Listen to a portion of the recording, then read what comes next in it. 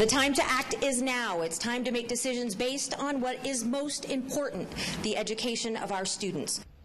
A local school district in crisis is taking emergency action tonight to avoid a state takeover. Muncie Community Schools is really desperate to save money as well as overcome their financial struggles. But now that plan includes closing multiple schools. Eyewitness News reporter David McAnally shows us the drastic cuts and the impact on students and teachers.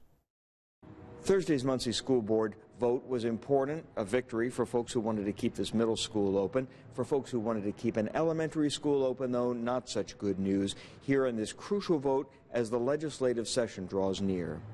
Mr. Warner? The Muncie School Board vote. Mrs. Fike? Yes. Closes 3 elementary schools, but a last-minute change spares Northside Middle School.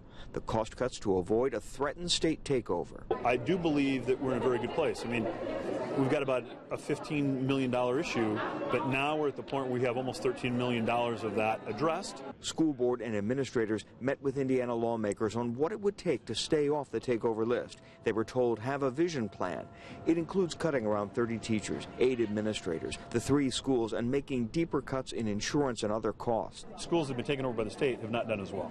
We can do this by ourselves. We've got the right leadership team in place. I think we need to be clear, transparent. Some board members asked to delay school closings to get more public input, but the superintendent told them the time has come. It's now or never to have those schools closed by next summer. As our need for closing schools, we're going to have to face it. We're going to have to do it. Parents and taxpayers had their say at an emergency hearing before the vote, where most said they did not want state control, but in the urgency now, I want to make sure that we are not just ripping off a Band-Aid and creating a bigger infection underneath.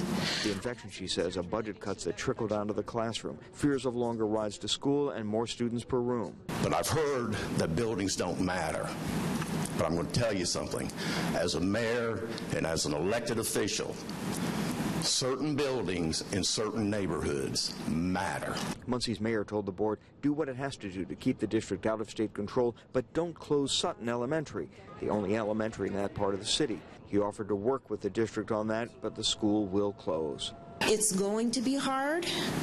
We will get through it, but we need to really look at that transition. Folks worried about the transition, worried about student population, but the superintendent told them that he does not expect to see overcrowding in classrooms as a result. Now to see what the legislature makes of all of this. Back to you. David McAnally reporting tonight. Thank you.